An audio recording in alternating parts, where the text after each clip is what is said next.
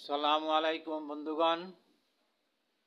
আজকের যে বিষয়বস্তু, আজকে যে বিষয় নিয়ে আমি কথা বলতে আরম্ভ করেছি তা কিন্তু গতকাল আমি তার প্রথম একটি অংশ দিয়েছি।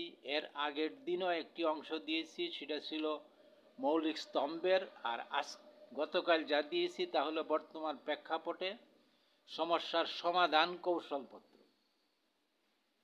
আর আজকে সেই সমস্যার সমাধান কৌশলপত্রের আমি মূলত জেনেটিক একটা ব্যাখ্যা, জিন তত্ত্বের একটি ব্যাখ্যা দিব।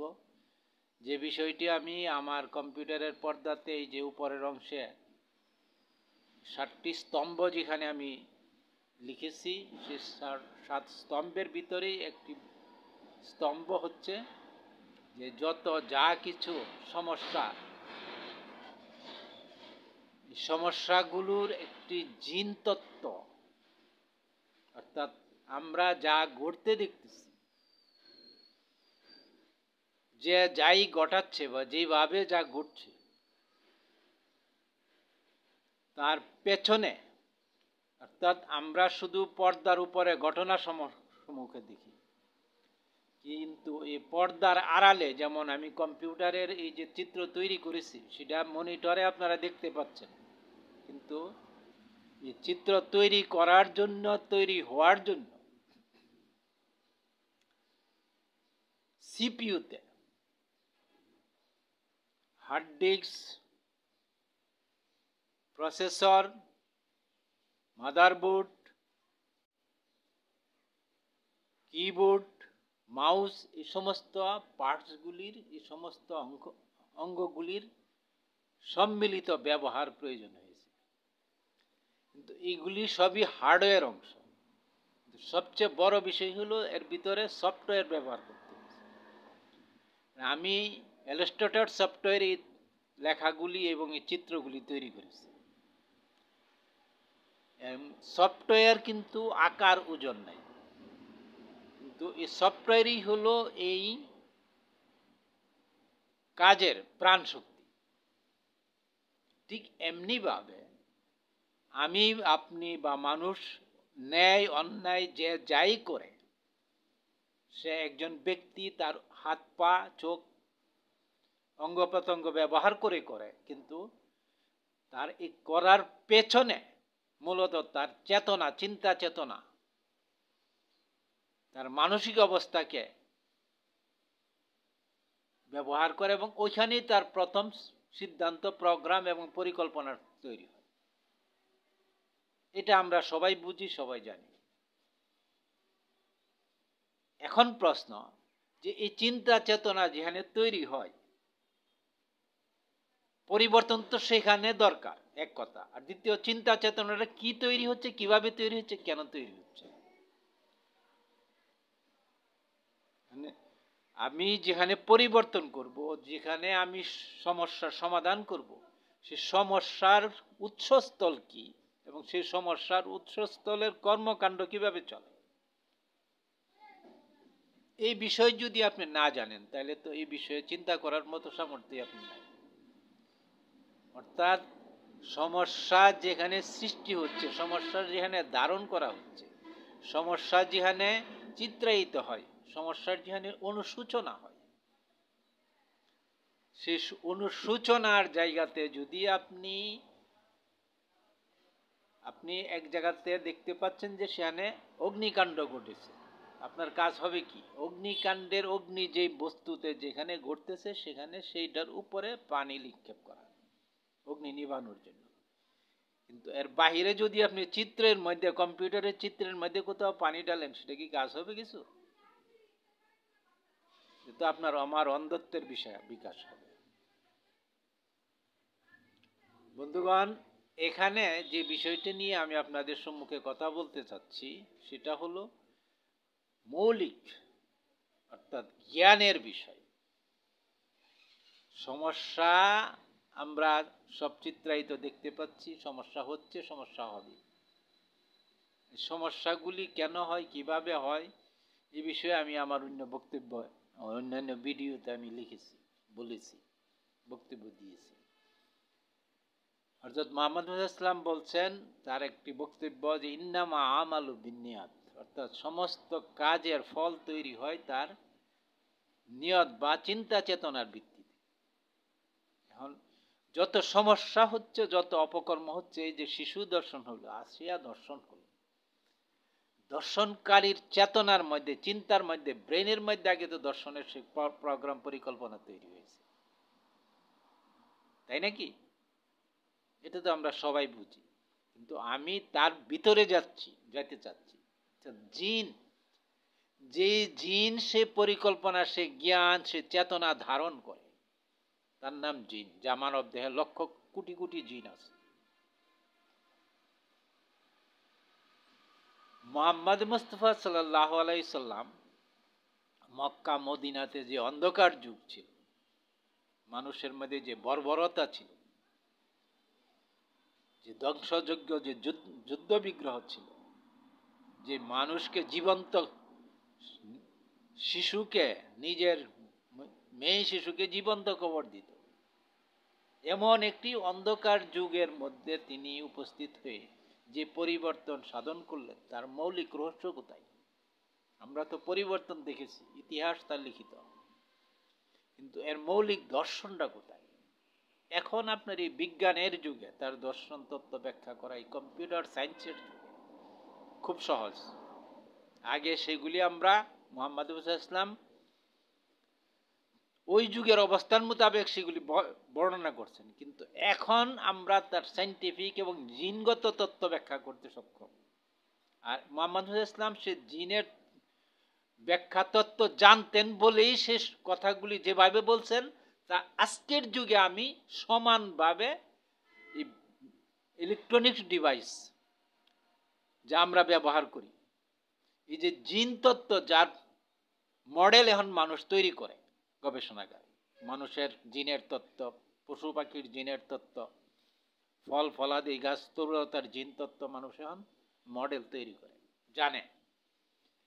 আর এই তত্ত্বের সাথে মুহাম্মদ ইসলামের বক্তব্যগুলিকে ইন্নামা আমালু বিন্নিয়াত, শুধু এই কথাটাকে আপনি মিলান, এই হাদিসটাকে মিলান, আর আপনি আমি যে কোনো কাজ করি তার প্রথম প্রোগ্রামিং হয় কোথায়? ব্রেনে। আর এই প্রোগ্রামিং ধারণ করে বাস্তবায়ন করে সমস্ত কাজ চলে জিন দ্বারা। এটা বর্তমান বিজ্ঞান দ্বারা প্রতিষ্ঠিত, প্রমাণিত। বন্ধুগণ, এই বিষয় আপনি আমি কে কতটুকু জানি বা জানি না, সেই বিষয়টাকে সম্মুখে রেখে জানার জন্য জ্ঞান দরকার। অর্থাৎ আপনি জ্ঞান আহরণ করেন। সংকট যত কঠিনই হোক, সমাধান তখন সহজ হবে যখন আপনি সেই সংকটের বিষয়ের, সংকটের মূল চরিত্রের, মূল চিত্রের, মূল তত্ত্বের সন্ধান আপনি করে সেই সমস্যার সঠিকভাবে চিহ্নিত এবং চিত্রায়িত করতে পারবেন। তখন আপনার সেখানে সঠিক জায়গায় সঠিক বোতামটা পুশ করলে সমস্যার সমাধান পাবেন। এটা খুব সহজ বিষয় না, আমরা সবাই বুঝি। এই সঠিক বোতামটা পুশ করতে হলে আপনাকে জিন তত্ত্ব জানতে হবে, যার জন্য আমি এখানে লিখছি।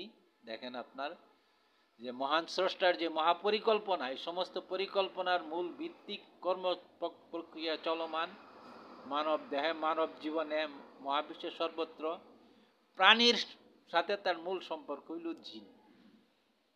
মানব জাতির চলমানতার রাষ্ট্র কাঠামো অটুট রেখে আপনি যদি সেই প্রক্রিয়াটাকে, সেই সমস্যাগুলিকে সমাধান করতে চান, তাইলে আপনাকে এই যে আমি যেখানে লিখেছি জিনের, অর্থাৎ মানব দেহের জিন তত্ত্বের গতিচক্র, সৃষ্টি প্রকৃতির জ্ঞান ধারণ ও বিশ্লেষণ রুডে পদযাত্রা, এই বিষয়টার উপরে আপনাকে জ্ঞান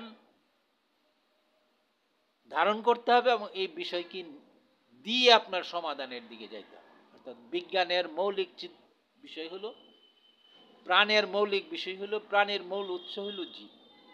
আর যত যা ঘটতেছে ইন্নামা আমালু বিন্নিয়াত, সমস্ত ঘটনার মূল কেন্দ্রস্থলে হচ্ছে জিন। যেমন এখানে কম্পিউটারের মূল কেন্দ্রস্থলে সফটওয়্যার, সেখানে মূল কেন্দ্রস্থলে জিনের গাড়ে চড়ানো আছে সফটওয়্যার, সেটা আল্লাহ তাআলার পক্ষ থেকে। এখানে আমরা সফটওয়্যার ইনস্টল করছি কম্পিউটারের হার্ড ডিস্কের মধ্যে, আর সেইখানে আল্লাহ তাআলা এই জিনের মধ্যে মানব দেহের সমস্ত পার্টসের মূল অংশ হলো কর্মচারী বা শ্রমিক হচ্ছে, পরিচালক হচ্ছে জিন।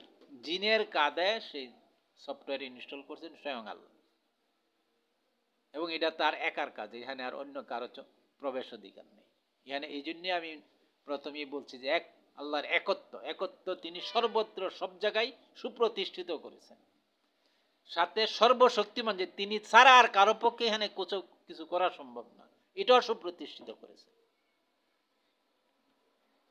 বিষয়টা পরিষ্কার। এখন আপনি এই কথা বোঝার পর এখন আসেন আপনি আমাদের দেশের সমস্যা কি। যে সমস্যা নিয়ে এত আলোচনা হচ্ছে, সমাধান হচ্ছে যে ন্যায় বিচার চাওয়া হচ্ছে। আপনি ন্যায় বিচারটা কে করবে, কিভাবে করবে? হ্যাঁ, আপনি যদি ন্যায় বিচার চান, এই যে এখানে আমি যেখানে লিখছি যে বাংলাদেশের চলমান যে সমস্যা রাষ্ট্র কাঠামোতে সমাধানের জন্য পারিবারিক রাষ্ট্র কাঠামো কেন্দ্রিক সমাধান তত্ত্ব, ন্যায় বিচার প্রতিষ্ঠার জন্য প্রথম প্রয়োজন নীতিমালা। আর নীতিমালা তৈরি করবে কে? নির্বাচিত সংসদ, অর্থাৎ 2-4-10 জন বা কিছু ব্যক্তি মিলে একটা নীতিমালা তৈরি করলেই হবে না, সেটা 18 কোটি মানুষের সম্মিলিত। আমি এখানে বলেছি 70%। এর যে দেখেন, নীতিমালা আইন তৈরির প্রত্যেকটি বিধান 70% সাধারণ জনতার। এই যে 70% সাধারণ জনতার ও নির্বাচিত সাংসদগণের দ্বারা অনুমোদিত হইতে হবে। এগুলি হলো সমস্যার উদ্ঘাটনের পর সমাধান তত্ত্বের নীতিমালা। কিন্তু সমস্যার চিত্রটা কোথায়, সেই জ্ঞানটা আপনাকে ধারণ করতে হবে। আমি সেই জ্ঞানের বক্তব্যটা এখন দিতে চাচ্ছি। এগুলির উপরে গতকাল যে আমি ভিডিওটা দিয়েছি সেখানে আমি এগুলি বলেছি। কিন্তু এখন সমাধানের মূল রহস্যটা কোথায়? জিনের মধ্যে, সফটওয়্যারের মধ্যে। যেই ব্যক্তি যা এই দর্শন করেছে একটা শিশুকে, এবং দেশের বিভিন্ন আনাচে কানাচে, আজকেও আরেকটি দর্শনের, কিশোরগঞ্জের এই দর্শনের ঘটনা আমি ভিডিওতে দেখলাম। এই যে প্রতিদিন অহরহ অসংখ্য দর্শনের ঘটনা ঘটতেছে, হত্যাযজ্ঞ, বহু রকম অঘটন, অর্থাৎ অন্যায় অবিচার চলছে। এগুলি আমরা সব শুনতেছি, দেখতেছি, আলোচনা করতেছি, দাবি জানানো হচ্ছে সরকার বরাবরে বা যারা এই সমস্ত নিয়ে কাজ করবেন মাঠ পর্যায়ে, তাদের সামনে, বিচারকের সামনে, প্রশাসনের সামনে, পুলিশের সামনে, সবকিছুই ব্যবহার করবেন। কিন্তু ব্যবহারটা করবেন কিসের ভিত্তিতে? বর্তমানে যেভাবে এই সমস্ত কিছু ব্যবহার হচ্ছে, তা দ্বারা কি কোনো সমস্যার সমাধান হচ্ছে? আমি এখানে লিখেছি এগুলি সবই ব্যর্থ। আমি লিখেছি ব্যর্থ, এই কথা তো শুধু না, সর্বত্র আমরা ব্যর্থতা আলোচনাই করতেছি। এই যে প্রচলিত বহুদলীয় গণতান্ত্রিক কৌশল সম্পূর্ণরূপে ব্যর্থ। তাই আমি প্রস্তাব করেছি ও আমার গবেষণা তত্ত্বের 3টি গ্রন্থ 3টি উপস্থাপন করেছি। নির্দলীয় নির্বাচিত পারিবারিক রাষ্ট্র কাঠামো তত্ত্ব, সেই তত্ত্বের গ্রন্থ হলো পরিবর্তন, যা আমি আগেই দেখাই আসছি। তারপরে অধিকার, তারপরে জ্ঞান সিম সার্ভার, এইগুলি। এখন আমি এই অংশে যে বক্তব্যটা আপনাদেরকে বোঝানোর জন্য বিভিন্ন আঙ্গিক থেকে আমি চেষ্টা করতেছি, তা হচ্ছে যে সমস্যার মূল কেন্দ্রস্থল হলো মানুষের চিন্তা চেতনার জগৎ। আর মানুষের চিন্তা চেতনার জগতে যদি আপনি প্রবেশ করতে চান, তাকে যদি সেখানে নিয়ন্ত্রণ না করতে পারেন, একজনকে ধরে এনে আপনি বিচার করলেন বা ফাঁসিয়ে দিলেন, তাতে একজনের ফাঁসি হলো, অন্য সব ঠিক হয়ে যাবে, এটা হয় না। এটা যদি হতো তাহলে পৃথিবীতে এই অন্যায় এরকম অনেক বিচার হয়েছে, থেমে যেত। থামে নাই।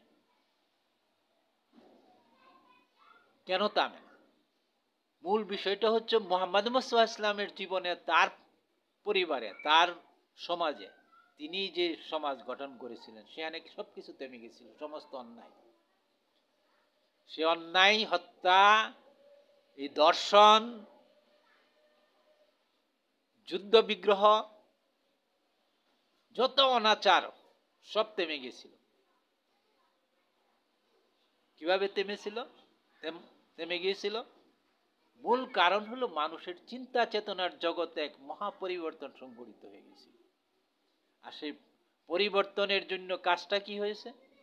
সেখানে আল্লাহর একত্ব এবং মুহাম্মদ ইসলামের যে পবিত্রতম শক্তি, তার একটি প্রভাব, সেই প্রভাবের সম্মুখে মানুষগুলি বদলিয়ে গেছে। অর্থাৎ সেখানে একটা সফটওয়্যার ইনস্টল হয়ে গেছে সিস্টেমেটিক ভাবে মানুষের প্রকৃতিতে, তার হৃদয়ে, তার জিনের কাঁধে। কিভাবে হয়েছে সেই সাবমিশন, সেই সফটওয়্যার ইনস্টল? মুহাম্মদ ইসলামের মাধ্যমে আল্লাহ তাআলা সেটা ইনস্টল করছেন। কোথায়, কিভাবে করছেন? মদিনার জীবনে তিনি যা করেছেন, যেভাবে করেছেন, কোন নারীকে তার কি মর্যাদা কিভাবে দিতে হবে, কোন নারীকে কেউ যদি লাঞ্ছিত করেছে তাহলে তার কি শাস্তি, এবং সে শাস্তি কিভাবে কার্যকর করছেন, কত সময়ের মধ্যে। দর্শনকারীর শাস্তি কিভাবে দিয়েছেন, কত সময় দিয়েছেন। আর এই সমস্তের যে একটা ধ্বংসাত্মক রূপ, অর্থাৎ তার যে শাস্তি, আল্লাহ তাআলার পক্ষ থেকে যে তার আযাবের সংবাদ দেওয়া হয়েছে, এবং মানুষদের মধ্যে, উপস্থিত জনতার মধ্যে যেই আযাবের সংবাদের সাথে তার নিয়ামতের সংবাদ, যে তুমি যদি এই সমস্ত ত্যাগ করো তাহলে তোমার জন্য জান্নাত আছে। এই আলোচনাগুলি এবং এই বাস্তবায়ন করেছিলেন মুহাম্মদ ইসলাম তার সাহাবাদের মধ্যে, তার সমাজের মধ্যে। তিনি একা বসে সে সমস্ত জিনিসগুলি সকলের কাছে উপস্থাপন করেছেন। উপস্থাপনের ফলশ্রুতিতে তার সে তাজাল্লি শক্তি, আল্লাহ তাআলার একত্বের সে প্রভাব, সে মানুষগুলির হৃদয়ে এভাবে প্রবেশ করেছে যে সব মানুষগুলি ক্রমান্বয়ে খুব দ্রুততম সময়ে নেগেটিভ থেকে পজিটিভের দিকে চলে আসছে। আর এই সময়ের ভিতরেও যে সমস্ত ঘটনা ঘটেছে, যেমন এক ব্যক্তিকে নিয়ে আসা হলো যে সে অন্যায় অপরাধ করেছে, অর্থাৎ ধর্ষণ করেছে। সাহাবারা তাকে মুহাম্মদ ইসলামের সামনে উপস্থিত করলেন। তাকে মুহাম্মদ ইসলাম জিজ্ঞাসা করলেন, তুমি কি আরো এই কাজ করেছো? সে স্বীকার করেছে, করেছে। তারপরে তাকে পাথর নিক্ষেপ করে, সংঘাসার যাকে বলা হয়, ওইভাবে তাকে শাস্তি দেওয়া হয়েছে, তার মৃত্যুদণ্ড কার্যকর করা হয়েছে। ঠিক এমনি ভাবে মদিনার এক বাজারে দুইজন নারীকে এক স্বর্ণকার সাথে, মানে দুইজন নারীর সাথে দুর্ব্যবহার করেছিল, অর্থাৎ তার শ্লীলতা হানি করেছে, তার অধিকার, তার উপরে অসম্মান করেছে নারীকে। এই খবর যখন মুহাম্মদ ইসলামের নিকট পৌঁছেছে, সাহাবাগণ যখন তাকে জানাইলেন যে হে আল্লাহর রাসূল, মদিনার এই ব্যক্তিগণ এরকম দুই মহিলার সাথে, বিশেষ করে তারা মুসলমান ছিল, মুসলমান নারী, তাদের সাথে এরকম তাদের উপর তাকে লাঞ্ছনা করা হয়েছে। ইতিহাস সাক্ষী এবং আমি যা শুনেছি, যা পড়েছি, যা জানি, তা হলো যে তিনি সাল্লাল্লাহু আলাইহি ওয়াসাল্লাম সাথে সাথে তার চেহারা বর্ণ মানে রাগে রক্তের মতো লাল হয়ে গেছে, এবং তিনি স্বয়ং সেখান থেকে উঠে সরাসরি চলে গেছেন সেই জায়গায়। যায়া সে অপরাধী চক্রকে বলছেন যে তোমরা এখন এর জন্য ক্ষমা চাইতে হবে এবং তোমরা জীবনে আর এই ধরনের অপরাধ করবে না তার শপথ করতে হবে। আর যদি তোমরা তা করতে বিলম্ব করো বা অনীহা প্রকাশ করো তাহলে তোমাদের কঠোরতম শাস্তির ব্যবস্থা করা হবে। মুহাম্মদ মুসা ইসলামের উপস্থিতি এবং তার সেই তেজস্বী রূপ দেখে তারা সারেন্ডার করেছে এবং সেখানে সে সমস্যার সমাধান হয়েছে, তারা আত্মসমর্পণ করেছে, তারা ক্ষমা প্রার্থী হয়েছে। আর এর ফলশ্রুতিতে সেই সমাজ বদলেছে যে এই অপরাধ এখানে চলবে না। একজনকে দর্শন করেছে, তার প্রমাণ হওয়ার পরে তাকে মৃত্যুদণ্ড দিয়ে দেওয়া হয়েছে। আরেকজনের নারীকে লাঞ্ছিত করেছে, তার জন্য স্বয়ং রাসূল সেখানে উপস্থিত হইয়া অন দ্য স্পট শাস্তি এবং সমস্যার সমাধান করেছে। দুইটা ঘটনা বললাম, এরকম বহু ঘটনা বলা যাবে। এখন আমার বক্তব্য হচ্ছে এখানে যে আমরা এখন যে সমাজে যে সংকটের মধ্যে পড়েছি, এই সংকটের সমাধান আমরা চাই, প্রত্যেকেই চাই। আর সংকটের শান্তিপূর্ণ সমাধান, স্থায়ী সমাধান হইতে হবে। একজনকে আপনি ধরে আনলেন, বিচার করলেন, তাকে ফাঁসি কাস্টে ঝুলাইলেন। আমি তো গতকালের বক্তব্যই বলেছি যে এখন যে সময়, যে নিয়ম, যে সিস্টেম, এ তো হয় না, এগুলো বিচার না। যদি 2 বছর 6 বছর পর একটা বিচার ফাঁসি কাস্টে ঝোলানো হয়, এটা বিচার হলো, এতে কোনো লাভ হচ্ছে? কোনো পরিবর্তন হচ্ছে? হবে না। অন দ্য স্পট, সাথে সাথে দরকার, এবং ওইখানে দরকার যেখানে সংগঠিত হয়েছে অপরাধ, ওই পরিবেশের ওই লোকগুলি, ওই সমাজে ওই ব্যক্তিগণ সে সমস্যার সমাধান করতে হবে, প্রাথমিক বিচার। এরপরে কিন্তু প্রশ্ন হলো এই বিচার ওইখানে কে করবে? ওই সমাজে কে আছে? নাই বলেই আমি একটি সমস্যার কৌশলপত্র আপনাদের সামনে উপস্থাপন করেছি, যে পাড়া মহল্লা পরিবারে পারিবারিক ব্যবস্থাপনা, যা আমি গতকাল আমি দেখাই আসছি আপনাদেরকে, আজকেও আর একটু দেখাই। এই যে দেখেন, পারিবারিক ব্যবস্থাপনার একটি কৌশলী চিত্র আমি এখানে অঙ্কন করেছি, যে নির্বাচিত নির্দলীয় যারা হবে তাদের মধ্যে থেকে 7-8 জনের একটি পরিষদ তৈরি হবে। হ্যাঁ, অর্থাৎ এরকম ঘটনা ঘটার সাথে সাথে, যে কোনো অপরাধ ঘটার সাথে সাথে তারা সেখানে ওই মহল্লাতে, ওই জায়গাতে, ওই গ্রামে, ওই বাড়িতে, ওই মসজিদ কেন্দ্রিক মহল্লাতে সাথে সাথে সেটাকে নিয়ন্ত্রণের জন্য সাথে সাথে সেখানে বিচার কার্য শুরু করে সবাই সম্মিলিতভাবে তার সহযোগিতা করবে, যা মদিনাতে হয়েছে। এখন প্রশ্ন হলো, আমি তো এটা দেখাই আসছি, কিন্তু আমি আজকের বিষয় হলো জিন তত্ত্বের উপস্থাপন করা। এখন যখন আপনি কোনো কাজের এই ধরনের প্রক্রিয়া শুরু করবেন, তখন মানব দেহের যে জিন আছে, যা মদিনাতে ঘটছে, পরিবর্তন কিভাবে ঘটছে, অর্থাৎ অপরাধীর অপরাধপ্রবণ জিনগুলি সেখানে তার চরিত্র বদলায় আসে, নেগেটিভ থেকে পজিটিভের দিকে আসতে বাধ্য হয়েছে। পরিবেশ, সমাজ এবং তার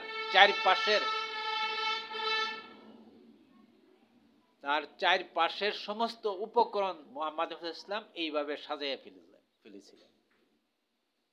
প্রকৃতিগত মানবের প্রকৃতিগত রূপ হইল তার পরিবেশ, তার সমাজ, তার সমস্ত কিছু তার চিন্তা চেতনার উপরে, অর্থাৎ তার জিনের চরিত্রের উপরে কাজ করে। অর্থাৎ আপনাকে জিন চারিত্রিক বৈশিষ্ট্যের পরিবর্তনের প্রোগ্রাম তৈরি করতে হবে, যা আমি আমার বইয়ে লিখেছি। এটা পৃথিবীতে অন্য কেউ কোথাও আলোচনা করে নাই, করবেও না, করার সামর্থ্য কারো নাই। আর আমার সামর্থ্য আমি আকাশ থেকে পেয়ে গেছি, আল্লাহ তাআলা আমাকে দিয়েছে। আমি নিজের চিন্তা চেতনা দিয়ে আমি কোনো কথাই বলতেছি না। মহান স্রষ্টার মহাপ্রোগ্রাম যে আমি আপনাদেরকে শুনে আসছি, যে মহাপ্রোগ্রাম আছে, সেই প্রোগ্রাম অনুসারে আজকে এই সমস্যারও মহা বিপর্যয়ের যুগে আমরা প্রবেশ করেছি। ঠিক এই সময় আল্লাহ তাআলা আমার কাছে, আমার মধ্যে, আমার মাধ্যমে এই বিষয়ের সুষ্ঠু একটি সমাধান তত্ত্ব দিয়ে দিয়েছে। এখন এই সমাধান তত্ত্বে বিষয়ে আলোচনা, ব্যাপক আলোচনা, পর্যালোচনা এবং তার প্রকাশ বিকাশ সমস্ত অঞ্চলে, সমস্ত প্রত্যেকটি মহল্লায়, প্রত্যেকটি পাড়ায়, প্রত্যেকটি মানে সমস্ত দেশব্যাপী আলোচনা পর্যালোচনা দরকার।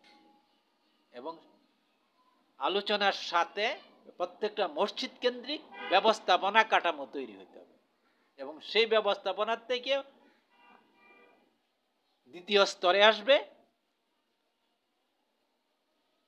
আপনার থানা কেন্দ্রিক বা উপজেলা কেন্দ্রিক একটি ব্যবস্থাপনা। আর সেই উপজেলা কেন্দ্রিক ব্যবস্থাটা যাবে জাতীয় পর্যায়ে, অর্থাৎ নির্বাচিত নির্দলীয় পারিবারিক রাষ্ট্র কাঠামোতে।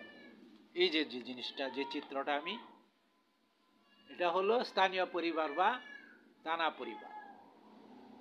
ওইখানে একটা কাঠামো তৈরি হবে, এরপরে এই যে জাতীয় সংসদ তৈরি হবে, জাতীয় সংসদের সমস্ত তত্ত্ব, নীতিমালা, নীতি, কর্মকৌশল, কর্মকাণ্ড কিভাবে চলবে, কিভাবে না চলবে, এই সমস্ত কিছু আমি, সমস্ত তত্ত্বের চিত্র আমি সুন্দরভাবে সাজিয়ে ফেলেছি। আল্লাহ তাআলার পক্ষ থেকে আল্লাহ তাআলা আমাকে জ্ঞান দিয়েছে। এখন আমার বক্তব্য হচ্ছে এটাই যে চলুন আমরা প্রত্যেক এই অনুসারে, অর্থাৎ আমার লিখিত গ্রন্থের পরিবর্তন, গ্রন্থটিকে অনুসরণ করে সমাজের বর্তমান সমস্যার সমাধানের জন্য, সকল প্রকার সমস্যার সমাধান এবং ন্যায় বিচারের মাধ্যমে শান্তি এবং নিরাপত্তার জন্য এই পারিবারিক রাষ্ট্র কাঠামো তৈরি করি, নিজেরা এটার ভিতরে প্রবেশ করি এবং নিজেদের সমস্যার সমাধান করি। আর এর মধ্যে যখন আপনি এই কাজটা শুরু হবে, তখন আমাদের জিনগত যে চেতনার জায়গাটুকু আছে, এই আলোচনা এবং এই পর্যালোচনা, এই কর্মতত্ত্বের সাথে সাথে এর মধ্যে একটা মহাপরিবর্তন, অর্থাৎ সে জিন চরিত্রের মধ্যে পরিবর্তন হবে, যেটা মদিনাতে হয়েছে, যেভাবে হয়েছে। আর তখন হবে শান্তির ব্যবস্থা, এবং এই শান্তির সমাজ প্রতিষ্ঠিত হলে পরে আমার যে ওই চূড়ান্ত বক্তব্য, যেটা আল্লাহ তাআলার মহাপ্রোগ্রাম, ওই যে গ্রহের থেকে গ্রহান্তরে মানুষকে নিয়ে যাবেন, সেখানে বসতি স্থাপন করাবেন, এবং সেই মানুষগুলি মুহাম্মদ সাল্লাল্লাহু আলাইহি ওয়াসাল্লাম রূপী মানুষ হইতে হবে। হ্যাঁ, এই যে বিষয়, এই বিষয়গুলি আপনারা তখন, আমরা তখন ওই দিকে, কারণ এই সমাজের এই বর্তমান অবস্থাতে এই বিষয়ে আলোচনা করার মতোই পরিবেশ নেই। যখন মানুষগুলি এই তথ্যের দিকে আসবে, এই শান্তির দিকে আসবে, তখন এখানে এই সমাজে এই বিষয়গুলি আমরা মহাপ্রোগ্রামের ওই মহাজালের দিকে, অর্থাৎ মহাসড়কের দিকে আমরা যখন অগ্রসর হব, তখন আল্লাহ তাআলার পক্ষ থেকে আমাদের জন্য সেই রাস্তা খুলে দিবেন, যে রাস্তা দিয়ে আমরা প্রবেশ করব এবং আমরা গ্রহের থেকে গ্রহান্তরে বিচরণ করব, মানব বসতি স্থাপন করাবেন আল্লাহ, এবং সেই মানুষগুলিকে দীর্ঘজীবী জীবন দিবেন, সেই জীবন হবে জান্নাতি জীবন। বন্ধুগণ, এখন আমি এখানে থেমে যাব, কিন্তু বক্তব্যটা আপনাদের কাছে আমি যতটুকু উপস্থাপন করার চেষ্টা করলাম এই অংশে, তা হলো আপনার আমার চিন্তা চেতনার মূল জায়গা হলো জিন এবং জিন চরিত্র, যেখানে আপনার জ্ঞান ধারণ করে, যেখানে কর্মতত্ত্ব হয়, যেখানে যেমন সফটওয়্যারের মধ্যে আমি কমান্ড দিয়ে কাজ করেছি, ঠিক ওইখানে সফটওয়্যার বহন করে জিন এবং কাজ করে জিন, আর কমান্ড করেন আল্লাহ একা। আর সমস্ত কিছুর জন্য যা আমি করতে চাই, সমস্ত কিছুর জন্য যাইতে হবে একমাত্র আল্লাহর কাছে, সেজদায় পড়ে তার কাছে চাইতে হবে যে আমরা এই চাই, যে ফাতাহাজ্জাত মিহি নাফিলাতাল্লাহ আসাকা রাব্বুকা মাকামা মাহমুদ। আপনি যদি শান্তি এবং এই ধরনের মোকাম অর্জন করতে চান, মাকামে মাহমুদ, অর্থাৎ একটা শান্তির রাজত্ব, শান্তির জীবন, জান্নাতি জীবন চান, তাইলে আল্লাহ তাআলার সাহায্য নিতে হবে। আর সে আল্লাহ তাআলার সাহায্য পাওয়ার জন্য আল্লাহ তাআলার বক্তব্য হচ্ছে, তুমি নামাজ তাহাজ্জুদে দাঁড়াও, সেখানে তোমাকে ওই নামাজের মাধ্যমে তুমি সেই জান্নাতের, অর্থাৎ সেই উচ্চ মাকামে মাহমুদ তুমি লাভ করবে। শুধু আপনি আমি চেষ্টা করে আমাদের আলোচনা জ্ঞান দিয়ে কিচ্ছু হবে না, একমাত্র হবে আল্লাহ তাআলার সিদ্ধান্ত মোতাবেক। আর এই আলোচনা জ্ঞান এখানে উপকরণ হিসাবে কাজ করবে, ওই উপকরণগুলি পজিটিভ প্রবাহিত হবে যখন আপনি এই পারিবারিক, অর্থাৎ আল্লাহর একত্ব এবং মুহাম্মদ ইসলামের অনুসরণে কাজ শুরু করবেন, তখন সব পজিটিভ হইতে থাকবে। আর জিন তখন আপনার অনুসরণ করতে থাকবে, অর্থাৎ আপনার আনুগত্য করবে, যা আমি অন্যান্য বক্তব্য বলে আসছি শুনলে বুঝবে। আপনাকে সরল পথের দিকে কর্মকাণ্ড পরিচালনার জন্য জিনের যে চারিত্রিক আকর্ষণ সেদিকে আসবে। আর এখন এই যে দর্শন করার জন্য দর্শকের যে আকর্ষণ, সেটা জিনের মধ্যে নেগেটিভ এবং ধ্বংসাত্মক। অর্থাৎ এই নেগেটিভ প্রবণতা হলো জাতিকে, ওই মানুষকে, ওই সমাজকে ধ্বংস করে দেওয়ার জন্য এই নেগেটিভ প্রবণতা, এটা আল্লাহ তাআলার কমান্ডেই হয়। যখন তুমি ধ্বংসের দিকে, অন্যায়ের দিকে তোমার, আর এই অন্যায়ের এই মহাময়ী রূপ পৃথিবীতে দাঁড় করানোর, এটাও আল্লাহ তাআলার প্রোগ্রাম। কারণ এটা না হলে মানুষ তার মহান স্রষ্টার মহা সৃষ্টি প্রোগ্রাম কি বুঝবে না, ধারণ করতে পারবে না। কারণ আপনি অন্ধকার না দেখলে আলোর মূল্যায়ন করতে পারবেন না। নেগেটিভ মানুষটার আচরণ না দেখলে আপনি পজিটিভ মানুষটার আচরণকে আপনি পার্থক্য করতে পারবেন না। এই সমস্ত হলো সৃষ্টি প্রক্রিয়া। সৃষ্টি প্রক্রিয়া থেকে বের হইয়া জান্নাতের দিকে যাওয়ার জন্য এই যে সিরাতে মুস্তাকিম, আর সিরাতে মুস্তাকিমের রাস্তাটা আল্লাহ তাআলার পক্ষ থেকে আমি আপনাদের সম্মুখে উপস্থাপন করেছি। এবং এটা বিশাল রাস্তা, এটার কোনো শেষ প্রান্ত নাই। মানে অনন্তকাল এই বিষয়ে আলোচনা চলতে হবে, এবং এই স্থানে স্থানে সকল বিষয়ের উপরে ব্যাখ্যা বিশ্লেষণ চলতে হবে। আর সমস্ত ব্যাখ্যা বিশ্লেষণ, কথাবার্তার চিন্তা চেতনা হবে ইন্নামা আমালু বিন্নিয়াত, পবিত্র নিয়ত। নিয়ত কি সেটা আগে বুঝতে হবে, এবং জিন সেটা কিভাবে ধারণ করে, এগুলির বিশাল আলোচনা এবং বিশাল জ্ঞানের বিষয়। ওই জ্ঞান ছাড়া, ওই জ্ঞান আহরণ ছাড়া আপনার বিচারও করতে পারবেন না। কেন আপনার বিচারক সেই হবে যে নাকি এই সমস্ত তথ্যের ধারণ করবে। তা না হলে ন্যায় বিচার হবে কি করে? কারণ বিচারের মূল লক্ষ্য হবে আল্লাহ তাআলার সৃষ্টিকে পবিত্রতার দিকে, আল্লাহর দিকে নিয়ে যাওয়া। বিচারের অর্থ এই না যে আমি তাকে শাস্তি দিয়ে শুধু ফাঁসি কাস্টে ঝুলাই দিলাম, বস আমার দায়িত্ব শেষ। আমার এটা লক্ষ্য হবে না। লক্ষ্য হবে এই বিচারের মাধ্যমে এই সমাজকে শান্তি এবং নিরাপত্তার দিকে নিয়ে যাওয়া, আল্লাহর দিকে নিয়ে যাওয়া। আর তা অনুসরণ করতে হবে রাস্তাটা মুহাম্মদ সাল্লাল্লাহু আলাইহি ওয়াসাল্লামের, অন্য কোনো রাস্তা নেই। এই গণতন্ত্র মনতন্ত্র করে কাজ হবে না। এই যে বিতর্ক, এই যে উকিলি, যারা প্রবাহ, এইগুলি দিয়ে কাজ হবে না। আপনাকে যেখানে যে অপরাধ হয়েছে সেই অপরাধের যে পাড়া, যে মহল্লায়, যে সমাজে, যে সমস্ত পরিবারের ভিতরে এই সমস্ত ঘটনা ঘটছে, এবং যে মহল্লায়, যে পাড়ায় ঘটছে, সমস্ত মানুষদেরকে নিয়ে আসে আনে উপস্থিত স্ট্যান্ড বাই বিচারে শুরু করতে হবে। এবং সেইখানেই বিচারক যাবে, বিচারক থাকবে। আর সেই বিচারকের এই যে দায়িত্ব, যেটা আমি দেখাইলাম, প্রথম বিচারক হবেন ওই পাড়া, ওই মহল্লার নির্বাচিত প্রতিনিধি, পরিচালক মণ্ডলী। তাদের দ্বারা বিচার শুরু হবে, এবং এখানেই বিচার শেষ হয়ে যাবে না। এরপরে ওই বিচার একটা উপরের লেভেলে যাবে। প্রয়োজনে এই বিচার হাইকোর্ট, সুপ্রিম কোর্ট পর্যন্ত যাবে। কিন্তু এই যাওয়ার জন্য আপনি মাস, বছর, 180 দিন আর 90 দিনের হিসাব করলে হবে না। মিনিট, ঘন্টায় ঘন্টার, মিনিট 1, 2, আমি যা আগে বলে আসছি, একটা দর্শকের বিচার 3 থেকে 15 দিনের ভিতরে অবশ্যই শেষ করতে হবে, মৃত্যুদণ্ড পর্যন্ত কার্যকর করে। আর যদি মুহাম্মদ ইসলামের যুগে মুহাম্মদ ইসলাম উপস্থিত থাকেন, তিনি যখন যে সমাজে ছিলেন, সেটা 15 দিন আর 15 ঘন্টা 3 দিন লাগে নাই, 15 মিনিটে হয়ে গেছে বিচার। এখন যেহেতু আমার সামনে সেই রসুল উপস্থিত নেই, আমরা একটা প্রক্রিয়াতে, একটা নীতিমালাতে, একটা ব্যবস্থাপনা দিয়ে সে কাজ করতে হবে। অনুসরণ তার শেখানো সমস্ত কিছুই হবে। তিনি এই বিচারক, মূল বিচারক, কিন্তু তার বিচারের ধারা প্রবাহটাকে তার সিস্টেমেটিক করে কার্যকরী করতে হবে, এবং যত দ্রুত সম্ভব। কোনো বিচার 15 মিনিটই শেষ করতে হবে, কোনো বিচার 15 ঘন্টায় হবে, কোনো বিচার 24 ঘন্টায় হবে, কোনো বিচার 30 ঘন্টায় হবে, কোনো বিচার 72 ঘন্টায় হবে, কোনো বিচার 15 দিনে হবে। কিন্তু কোনো বিচারেই 15 দিনের উপরে যাওয়ার কোনো কোনো কারণ থাকতে পারবে বলে আমি মনে করি না। আর যদি এর বেশি হয় তাহলে সেটা বিচার হবে না। সেটা অবিচার শুরু হয়ে যাবে। কেন, কিভাবে অবিচার হবে, এর ফলটা কি হবে, এই যদি জিনতত্ত্ব আমি এর এই দিকের জিনতত্ত্ব যদি ব্যাখ্যা শুরু করি, তাহলে আপনি শেষ প্রান্তে বুঝতে পারবো না কোনোদিনই।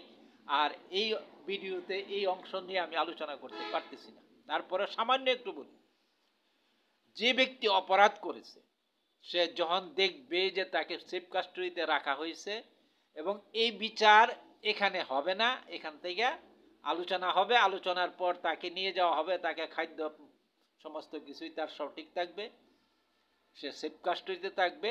এরপরে মাসের পর মাস এটা নিয়ে আলোচনা, পর্যালোচনা, তর্ক বিতর্ক চলবে। তখন সে মানসিকভাবে এমনিই রেডি হয়ে যায় যে সমস্যা নাই, আমি বেরিয়ে যেতে পারবো। অর্থাৎ তার মধ্যে সেই রকম ভীতি এবং সে অনুশোচনার সৃষ্টি হবে না।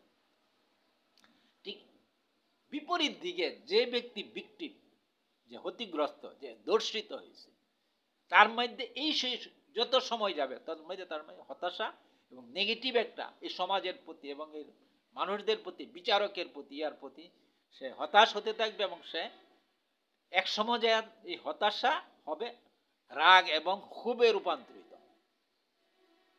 অর্থাৎ বিশৃঙ্খলার ধ্বংসের দিকে যেতে থাকবে। অর্থাৎ সে আর প্রতিবেশী অন্যরা যারা দেখবে যা ঘটতেছে, তারা এই সমস্ত ব্যাপারের ভীতিও তাদের মধ্যে আসবে না এবং এই ধরনের অপরাধের প্রতি যতটুকুই প্রাথমিক সহানুভূতিশীল থাকবে, এটার বিরুদ্ধে থাকবে, পরবর্তীতে একটি মানে স্বাভাবিকভাবে যেটাকে আমরা বলি যে একটা অমনোযোগিতা, মানে প্রয়োজনীয় আকর্ষণ এর মধ্যে আর থাকবে না, অর্থাৎ নেগেটিভ আকর্ষণটা না আকর্ষণের দিকে চলে যাবে। অর্থাৎ এরকম অপরাধ হলে তেমন কিছু হবে না। যখন হবে না তখন সে অপরাধের দিকে, অর্থাৎ তার জিনের চরিত্রিক বৈশিষ্ট্য এই দিকে প্রবাহিত হবে। আর যখন সব বিচার হয়ে গেছে এবং সে দেখছে তার মধ্যে তার টাকার জিন সেটা ধারণ করেছে এবং সে নিজেকে এইভাবে তৈরি করবে যে এই দিকে যাওয়া যাবে না।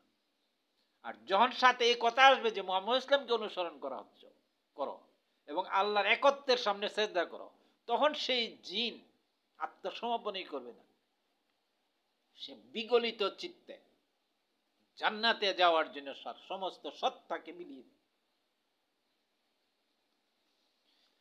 এই পরিবেশ, এই পরিস্থিতি তৈরি হবে ব্যবস্থাপনার মাধ্যমে, যেটা মুহাম্মদ ইসলাম করেছিলেন মদিনাতে।